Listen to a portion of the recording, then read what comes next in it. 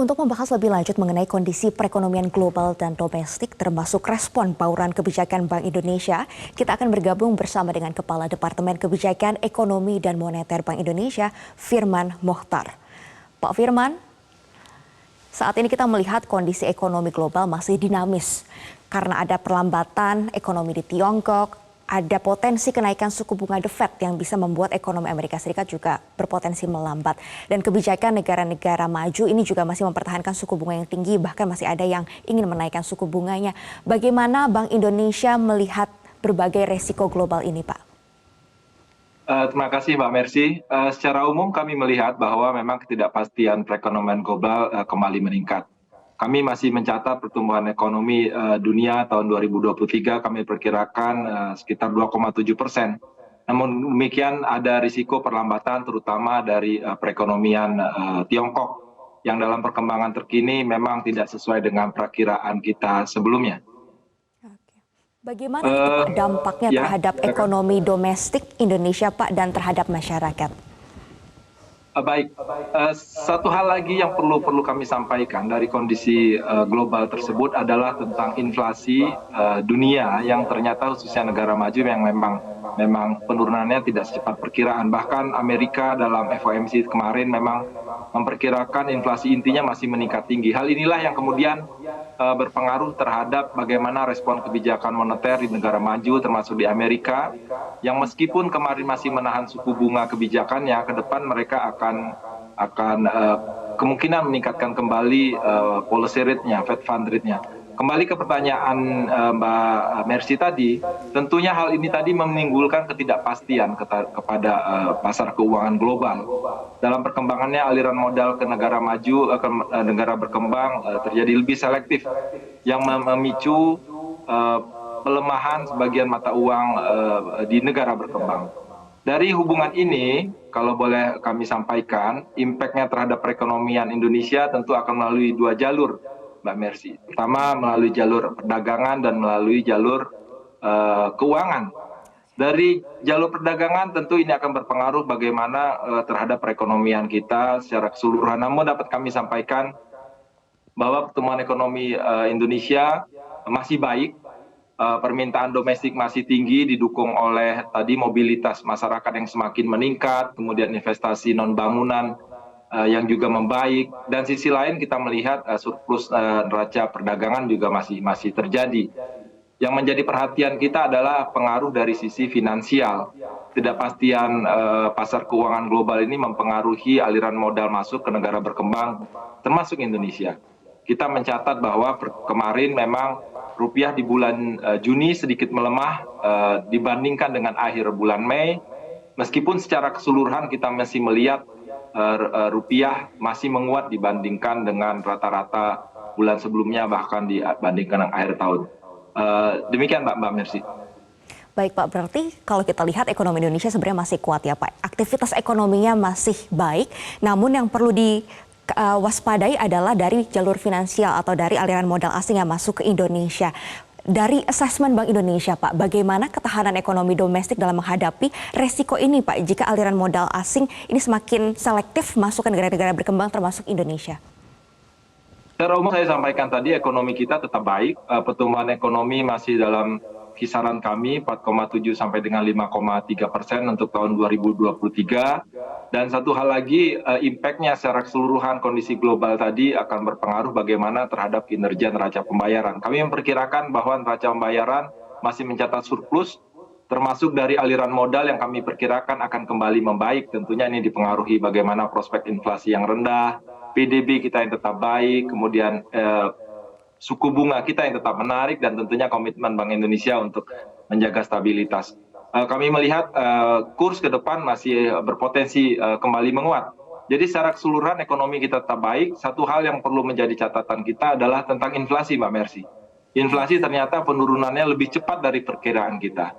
Yang semula kita perkirakan September baru akan kembali ke dalam kisaran 2 sampai dengan 4% sebagai target. Ternyata dalam perkembangan terakhir inflasi kita sudah masuk ke batas atas 4%. Dan kami yakin ke depan ini akan terus membaik. Baik, bagaimana respon dari Bank Indonesia Pak dan juga antisipasi dari Bank Indonesia menjawab tantangan-tantangan global secara lebih lengkap kita akan bahas usai jeda iklan berikut ini. Anda kembali menyaksikan Zona Bisnis pemirsa, kita akan lanjutkan perbincangan bersama Pak Firman Mohtar, Kepala Kebijakan Ekonomi dan Moneter Bank Indonesia. Pak Firman, tadi kita sudah mendiskusikan bahwa sebenarnya ekonomi Indonesia masih kuat, namun ada beberapa resiko yang perlu diantisipasi. Pada bulan Juni kemarin, Pak, dalam rapat Dewan Gubernurnya, Bank Indonesia kembali mempertahankan suku bunga BI 7-day reverse repo rate di level 5,75%. Ini apa saja, Pak, yang menjadi pertimbangan keputusan ini? Baik, jadi seperti saya sampaikan tadi bahwa secara umum perekonomian kita tetap baik, di mana ditandai pertumbuhan ekonomi yang masih tetap positif, dalam kisaran 4,7-5,3, inflasi yang terus menurun, dan juga prospek neraca pembayaran yang tetap positif sehingga kami perkirakan akan mendukung nilai tukar kembali menguat. Namun dalam jangka pendek ini perkembangan ekonomi global memang tidak pastiannya kembali meningkat, yang pada gilirannya akan mempengaruhi bagaimana prospek aliran modal masuk ke negara berkembang termasuk Indonesia. Dengan timbangan-timbangan tersebut, kami di RDG hari Rabu dan Kamis minggu lalu mempertahankan suku bunga kebijakan BI 7-day reverse repo rate tetap pada level 5,75. Fokus kebijakan memang pada gilirannya adalah untuk mengendalikan nilai tukar tadi agar bisa tetap menjaga, memitigasi imported inflation yang pada gilirannya akan terus mendukung pengendalian inflasi kita ke depan. Demikian Mbak Mercy. Baik, Pak, kalau kita lihat kan ke depan masih ada potensi kenaikan suku bunga Bank Sentral Amerika Serikat. Dan tadi Bapak katakan ini dampaknya bisa lebih selektif aliran modal yang masuk ke Indonesia dan biasanya ini akan berdampak pada nilai tukar rupiah. Nah, Pak Firman sendiri melihat bagaimana arah dari nilai tukar rupiah ke depan, Pak. Dan kalau kita lihat dari jalur perdagangan ketika nilai tukar rupiah biasanya melemah, ini kan akan turut menaikkan inflasi. Nah, arah dari inflasi ini juga seperti apa, Pak, ke depan? Jadi 2 poin yang kami sampaikan dari nilai tukar tentunya kami meyakini nilai tukar ke depan akan kembali menguat ya. Secara rata-rata bahkan kita sudah menguat dan lebih baik dibandingkan dengan penguatan beberapa negara regional. Mengapa menguat? Memang transaksi berjalan, selisih ekspor dan impor barang dan jasa kami perkirakan akan tetap surplus. Yang kedua, aliran modal masuk kita perkirakan tetap baik ke Indonesia. Tentunya hal ini sudah terlihat dari berbagai perkembangan, bahkan dalam beberapa hari ini kembali meningkat. Dan ini pada gilirannya tentu akan memperkuat nilai tukar rupiah. Yang kedua adalah nilai tukar rupiah yang membaik ini tentu akan berdampak positif terhadap inflasi. Inflasi ke depan, inflasi kemarin bahkan sudah masuk ke dalam target kita, level 4% di bulan Mei lalu. Ke depan perkembangan ini tentunya akan positif mendukung inflasi. Inflasi kami perkirakan akan terus terkendali dalam kisarannya di 2 sampai dengan 4%, Mbak. Baik, apa saja Pak yang mempengaruhi Bank Indonesia untuk menjaga stabilitas nilai tukar rupiah? Ini di kisarannya berapa Pak? Kalau akhir-akhir ini kan kita lihat nilai tukar rupiah di kisaran 14.800 sampai 15.000. Nah, ini sebenarnya yang menjadi target dari Bank Indonesia nih menguatnya ke berapa Pak? Jadi kita selalu menjaga agar nilai tukar kita itu volatilitasnya tetap terkendali. Itu yang menjadi penting. Karena apa? Kalau volatilitas terkendali, persepsi masyarakat, persepsi pelaku ekonomi ini akan tetap baik. Yang pada gilirannya bisa mempengaruhi bagaimana keputusan-keputusan ekonominya yang akan dilakukan. Dan Bank Indonesia tentunya akan selalu menjaga stabilitas nilai tukar rupiah ini. Beberapa kebijakan kemarin di RDG yang hari Rabu dan Kamis minggu lalu, beberapa kebijakan memang diarahkan untuk fokus menjaga nilai tukar rupiah ini agar imported inflation tetap terjaga. Dapat kami sampaikan tadi sudah dikemukakan juga beberapa langkah untuk mengendalikan nilai tukar rupiah ini kami lakukan. Pertama tentunya kami akan selalu ada di pasar melalui triple intervention-nya.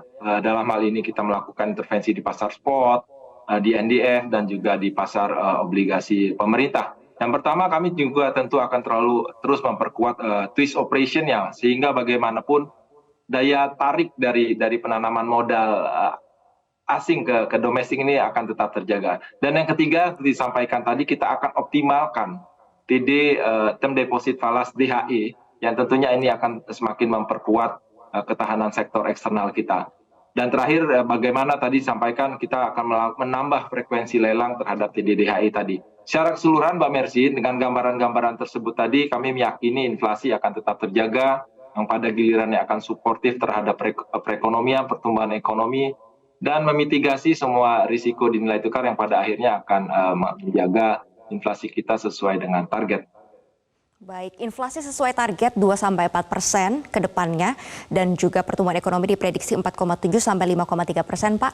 Nah, langkah apa saja yang akan ditempuh oleh Bank Indonesia bersama dengan otoritas terkait untuk terus menjaga stabilitas keuangan dan mendukung pertumbuhan ekonomi, Pak? Ya, di tengah stabilitas yang perlu dijaga, tentunya kita perlu terus mendorong pertumbuhan ekonomi. Bank Indonesia di RDG kemarin juga menyampaikan akan terus mengkaji upaya mendorong pertumbuhan ekonomi melalui stimulus likuiditas makroprudensial. Hal ini tentunya satu sisi akan mendorong sektor-sektor hilirisasi yang akan meningkatkan kegiatan ekonomi dan juga mendorong sektor-sektor lainnya termasuk perumahan yang memiliki dampak lanjutan dan dampak sebelumnya yang lebih kuat terhadap perekonomian. Itu bagian dari kami upaya mendorong pertumbuhan ekonomi. Kebijakan sistem pembayaran juga akan terus dilakukan, bagian meningkatkan pelayanannya sehingga bisa mendorong transaksi dan pelayanan ekonomi, kegiatan ekonomi. Itu dari sisi upaya mendorong pertumbuhan ekonomi. Tentunya kami akan juga terus memperkuat koordinasi dengan otoritas terkait dengan KSSK dalam upaya menjaga stabilitas sistem keuangan. Satu hal lagi yang ingin kami sampaikan di tengah kondisi seperti ini, kami akan terus berkoordinasi dengan pemerintah pusat dan pemerintah daerah untuk memitigasi risiko di inflasi harga pangan. Jadi inflasi pangan ini menjadi penting sehingga dia akan tetap mengendalikan inflasi volatile food, kelompok-kelompok inflasi pangan volatile. Dan ini sudah terlihat kontribusi positifnya. Kita lihat volatile food dalam tren terus menurun dan secara keseluruhan berdampak positif terhadap inflasi inti dan inflasi IHK secara keseluruhan. Jadi berbagai koordinasi kita tempuh, bukan hanya terkait dengan upaya menjaga stabilitas, juga tentu bagaimana kita terus mendorong pertumbuhan ekonomi. Baik, Pak, kerjasama dari berbagai pihak ini diperlukan untuk menjaga ekonomi kita tetap bertahan di tengah kondisi ekonomi global yang tidak menentu. Terima kasih Pak Firman Mohtar untuk waktu dan kesempatannya berbicara dengan Zona Bisnis Metro TV siang hari ini. Sukses, sehat selalu Pak.